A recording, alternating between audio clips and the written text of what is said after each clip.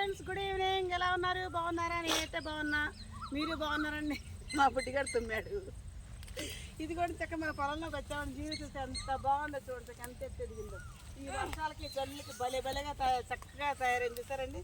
ఈరోజు సండే కాబట్టి తమ్ముడు పిల్లలు కూడా పండమ్మ మన వీడియో చూస్తున్న పండమ్మలు వచ్చారు. వీళ్ళు వాళ్ళ డాడీ దున్నకుండా వీళ్ళు తొక్కేస్తున్నారు, తొక్కేసి ఎక్కడేరో చేసేటట్టున్నారండి వీళ్ళు. చూడండి ఎంత బాగుందో జీలుగు. అసలు మామూలు పంట కూడా ఈ విధంగా పండదండి. ఇదిగోండి పూత కూడా వచ్చింది వర్షానికి. ఈ పూత మళ్ళీ చక్కగా పింద కాయ అట్ల కింద తయారవుతుంది. కాకపోతే మనం ఉంచమండి దీన్ని. ఒక వారం 10 రోజులలో వర్షాలు పెద్ద వర్షాలు పడ్డాయి అనుకోండి, చక్క పడ్డప్పుడు దీన్ని చక్క ఈ విధంగా దున్నేసేయాలండి. ఇట్లా దున్నేస్తారండి.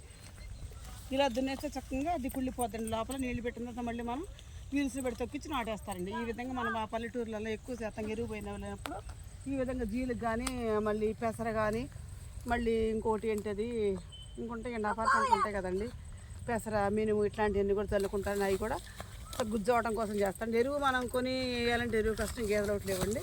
మందు కట్ల వల్ల కూడా మనకు ఉపయోగం లేదని చెప్పి ఈ విధంగా జీలు చక్కగా మన పొలానికి ఎరువుగా తయారు చేస్తారండి.